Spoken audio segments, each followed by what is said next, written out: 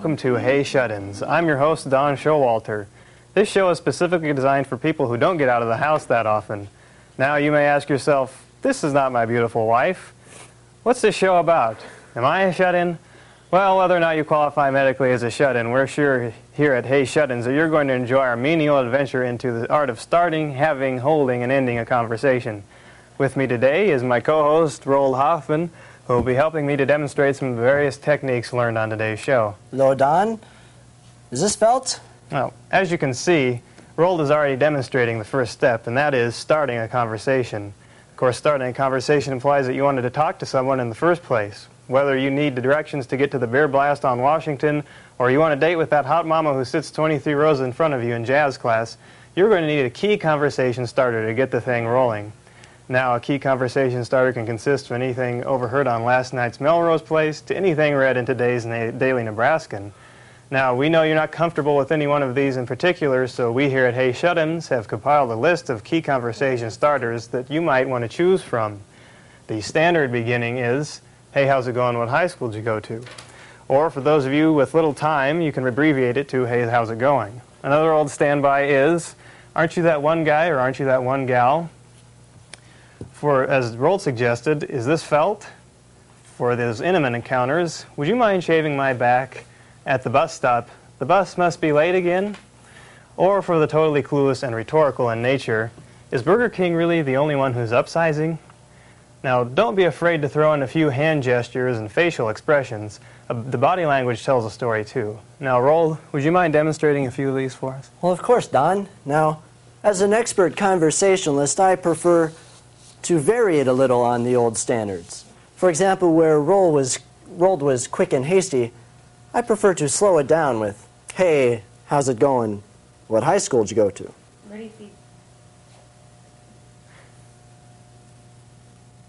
Or else, hey, would you mind shaving my back? Now, of course, you know, a conversation means that you want to talk to these people, and there are numerous people that you're going to want to avoid.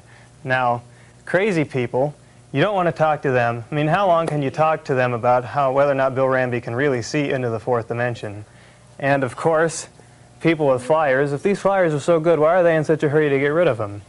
And, of course, anybody already in a conversation, especially if that conversation is with themselves.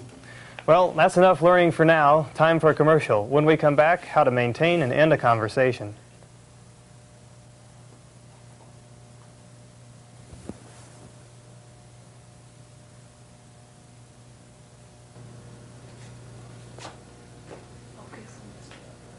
Lots of people seem to think that all we serve at Perkins Family Restaurants is breakfast. And it's true that nobody has a better selection of great breakfasts than Perkins, but you also find hearty lunches at Perkins at reasonable family-conscious prices. Lunch specials at Perkins start as low as $3, and we have some of the most extravagant desserts to top off your meal. So the next time you're getting a little bit hungry but you've already had breakfast, remember Perkins Family Restaurants. Low, elegant dining at family prices at Perkins at 48th and O in Lincoln.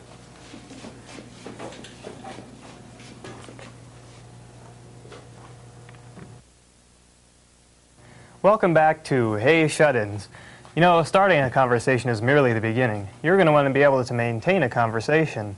Now, maintaining a conversation requires, you know, pretty good way with words, but, you know, we here at Hey Shut-ins have compiled a list of a few tips you're going to want to use when having a conversation. Some of these are making eye contact. Yes, look at the person you're talking to. If you don't look at the person you're talking to, it may be misconstrued, as Roald will be happy to demonstrate. Is Burger King the only one who's upsizing?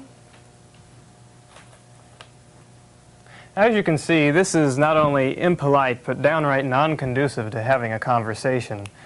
Don't be afraid to throw in a few hand gestures and other forms of body language, because these add excitement to the conversation. Why, I know of numerous conversations that exist purely of hand gestures and body language. But that's neither here nor there, now nor later. Well, maybe later. And if you're ultra brave, feel free to ask questions about what your partner is saying. What? Exactly. You know, whether or not you actually care what your conversational partner is saying, these tips will provide the illusory aura of actual interest. So let's say you've started a conversation and you're maintaining one to some degree, but it's not going your way. If you're asking questions to yourself like, isn't Webster on soon? There's only two things you can do. A, you can change the conversation subject in your favor, or B, jump ship and get out of Dodge. Now, changing your conversation in your favor really is not that much different from starting the conversation. Just use a different key conversation starter from what you used to get the conversation started. Now, you can use the alternate ones, such as, so, how about them Huskers? Full House was pretty good last night. Or any of the original conversational starters that we used at the beginning of the show. Is this felt? See, that was the original one that he started with. You can't have that. That just doesn't work. You know, use something different. Why don't you try again? How about them Huskers? That's much better. But, Rold, suppose that you don't want to change the conversation and you're about out of time. How would you end the conversation? Well, Don, I'm a master of getting out of a conversation, so I've compiled a list of conversation enders, or lead balloons, if you will. You can start out with an old standard like, I always knew she was a vegetable face. Another good one to use is, well, I like Spam, but those hard white things taste funny. Or else there's my own personal favorite, uh-oh. That was simply fabulous, Rold, but come back here because we have to end the show. Well, that was enough for Hey Shut-ins today. Hope you enjoyed our show. Tune in next week when we'll be learning how to make Jell-O puppets. Until then, I was your host, Don Showalter. And I was Rold Hoffman. Join in next week for Hey Shut-ins. Good to see you again. Let's do this again sometime. Soon.